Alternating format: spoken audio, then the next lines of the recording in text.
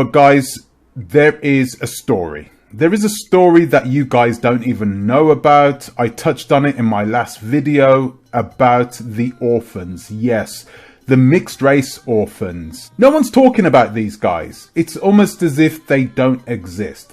The Ukrainian government have never acknowledged them, have never given them any type of support.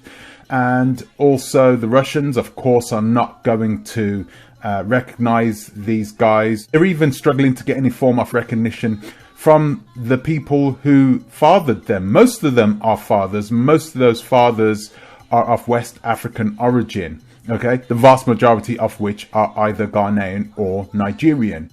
And we have a ton of these children who have been abandoned by their parents. Not just the fathers, but the mothers too. The mothers have abandoned them simply because their families rejected the children. And in order for them to live a normal life and get themselves a normal man in the Ukraine, there would be no way that they could live a normal life if they had a half black, half white child that they had birthed, that everybody knows about. Even those men are going to reject them. So what do these women do? The vast majority of these women dump these children into these foster homes. Yes, they dump them into these foster homes, and these foster homes are privately ran, okay, and they are funded with private money from abroad, okay?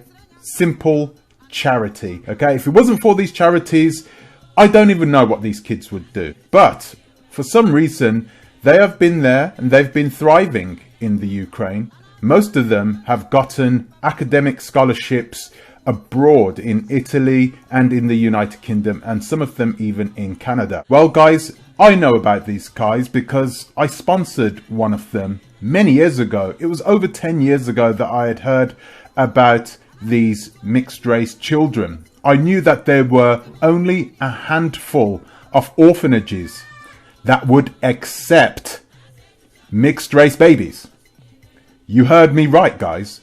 There are only a handful of orphanages that will accept mixed race babies in the Ukraine. This is part of the reason why I said, guys, it's not our fight. It doesn't matter what happens to them, okay? It's not your fight. Because socially over there, because of the society over there, the stigma that those people have towards people that look like us, whatever happens to them, happens to them. Not our problem, okay?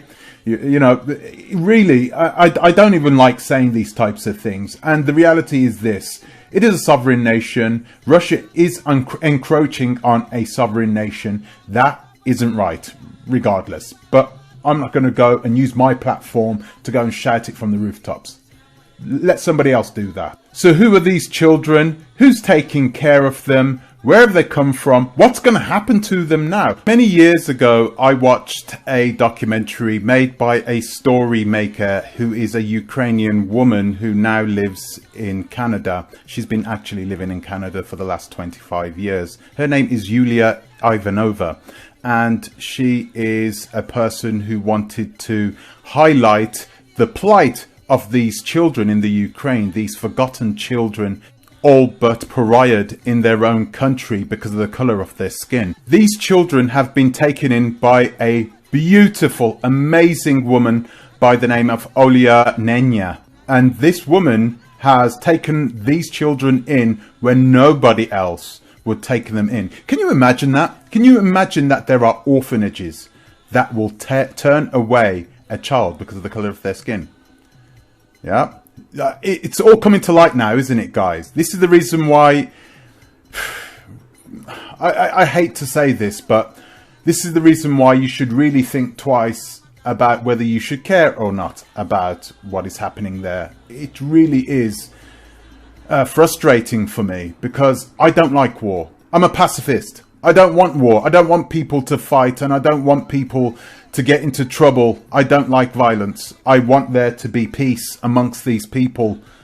But once again, not my fight, not my problem. I'm not going to be getting myself involved. The only way I'll get myself involved is because of some of those people in the country, the people who are good people, because there are a lot of good people in that country. And a lot of those people, like Olia Nenya, these people have done everything in their power to change the face of Ukraine, because it is an ugly face. They have an ugly past, and it doesn't seem to have changed them.